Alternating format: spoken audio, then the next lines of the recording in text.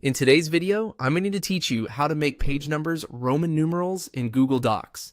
If you're formatting a document like a report, thesis, or manuscript, you may need the beginning pages to use Roman numerals instead of regular numbers.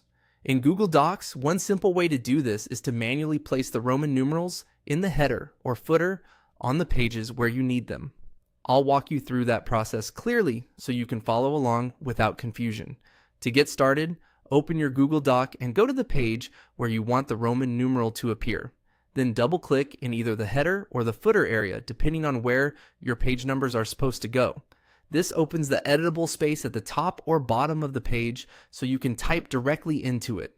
If your formatting style requires page numbers in a specific position, such as top right or bottom center, make sure you click in that exact area before entering anything. Once you're in the header or footer, type the Roman numeral you want for that page. For example, you might enter I for the first page, E2 for the second, E for the third, IV for the fourth, and V for the fifth. Since Google Docs does not automatically generate Roman numeral page numbering in the same way it does regular page numbers, you'll need to repeat this manually for each page that should use Roman numerals. Take your time here and make sure each page has the correct numeral in sequence.